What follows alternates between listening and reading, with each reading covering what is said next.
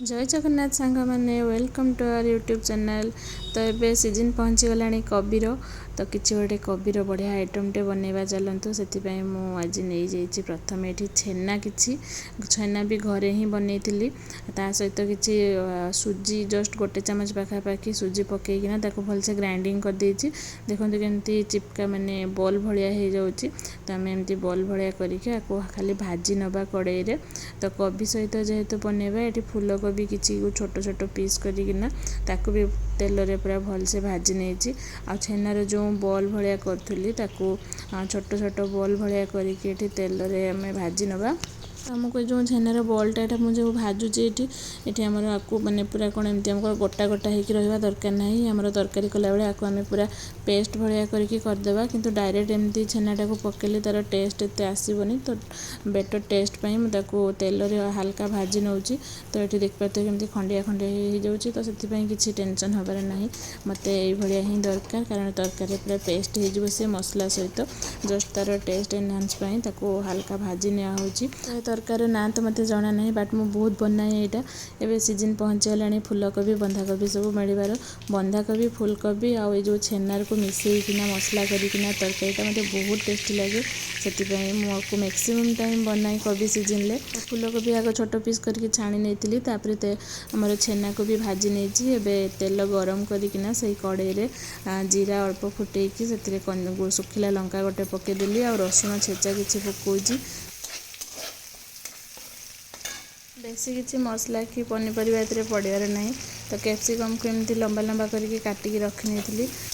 रसुणटा हो गला कैप्सिकम पकईकी गोटे मिनिट भाजी नहीं भलसे आपरे पका हम ग्रीन मटर मुझे छड़ेकिना रखी नहीं कैप्सिकम कि ग्रीन मटर आम पूरा सिझेबानी पूरा सिझेदेले से पूरा मेंच मेंच हो। तो कैप्सिकम हल्का गोटे मिनिट खंडे फ्राए कर सारापर मुझे ग्रीन मटर पकई देती ग्रीन मटर जेहेतु 3-4 दिन हम थिला छड़ा है कि से गजा पलि आसी तार ग्रीन मटर पकई सारापर सबुठारु जरूरी जिनस पका हम सेटा हूँ लुण बिल्कुल भी भूलें तरकारी लुण पकाइबापी। तो लुण पकई सारिक टिके आउ गोटे मिनिट खंडे भाजी सारापर आम अदा रसुण पेस्ट करना रखाई से पेस्ट को 1.5 चामच पाखापाखि ये पकई दूसरी मसला आमर पूरा कौन पूरा मसलादार ग्रेवी बहुत हेनी आमर सुखिलिया तरकारीटा हम हो सारापर देखिए जापर आपको रुटी एका सहित खायापी बहुत बढ़िया लगे भात भी खाई हम किंतु रुटी एका सहित भी बहुत भल लगे।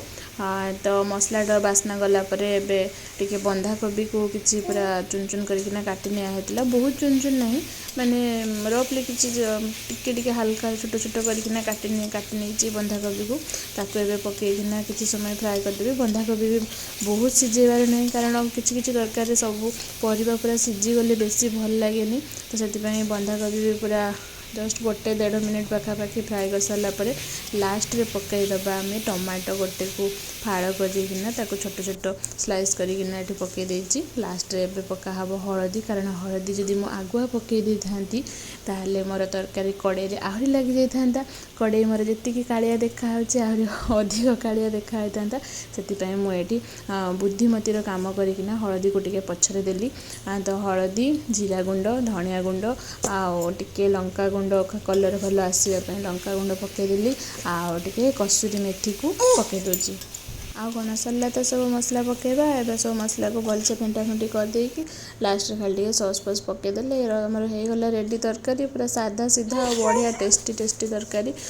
तो मसला गुड़ाक होगला टे पकई दूची चिली सॉस बेसी नहीं 1 चामच पकाउची आ सोया सॉस 1/2 चामच पकाउची मुझे पूरा एक्सपीरियंस वाला रोसई से मोर स्पून दरकार ना मुझे डायरेक्ट बोतल ढाली देकिना आपण मानक कहीदे पार्ची अमाउंट केते।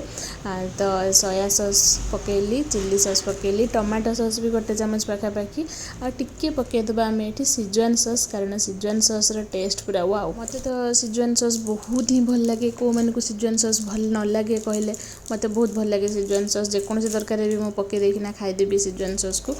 तो सॉस सब पकई सारापर 1-1.5 मिनिट पाखापाखि फ्राए करदेबा। एबे आम जो सुंदरिया पनीर बॉल सब करके रखी ये पकईकी पूरा कुटु कुटु करदेबा जहाँ जहाँ राग थिला भलिया राग जहाँ उपरे थिबो ताकू जेमती छेचिबाकू मन हुएनि सेमती पनीर बॉल गुड़ाक सब छेची छेचिकिना ताकू गुंडा करदेवा आ न कले भी से आपे आपे पानी दे सारा पर आपे आपे से पूरा फेंटी जीव गुंडा हो एबे एथिरे पकेबा गोटे चामच अमूल अमूल टेस्ट भी टिके तरकारी कौन फ्लेवर टिके चेंज करदेव टेस्ट टिके चेंज करदेव से गोटे चामच फुल पूरा बड़ चामच गोटे अमूल पकई देकी आउ थे फेंटे नौची अमूल को अलग पानी रे फेंटेकी भी पकई पारे ना डायरेक्ट भी पकई पारे मुझे डायरेक्ट पकई पकईदेला भी सेमती फेंटी हो किसी भी रही गोटालिया जना पड़ोनी गुटुड़ी हेनी फाइनाली एबे समय आसीगला तरकारी अल्प पानी पकेबार बिल्कुल भी बेसी पानी पकेबानी हल्का पानी पकेबा मसला को भलसे आउ कषापी आ मो कड़ईर जो तले कला होता देखुले स्टार्टिंग रे ताकू देखिकिना माने जो माने व्यस्त हो जाउथिबे एबे देखंतु बिल्कुल भी कला देखा जाउनी कारण सब कला उठिकी तरकारी सहित मिसी जाइछि सेतिपई किसी तरकारी कला बेले करी जदि कला हो जाउछि तापई बिल्कुल छानिया होंतु नाही। तो ये मसला सब हो गला परे पानी मरीगला परे देखंतु साइड रे केमति तेल छाडी देलानी माने मसला हमर एबे पूरा ओके पूरा रेडी हो गलानी।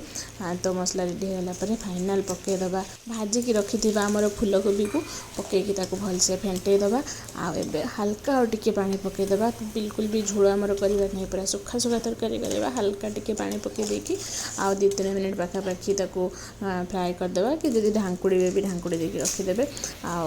एबे मु इफेक्ट पके देछि तरकारी कलर रे कारण मो कैमेरा रे एते भलो कलर आसनथिला कलर पूरा एक्जाक्टली एई भलिया ही थिला बहुत सुंदर थिला कलर और टेस्ट भी थरे एमती घरे बने की खांतु आ केमती लागिला कहंतु पुणी देखा नेक्स्ट वीडियो रे बाय बाय।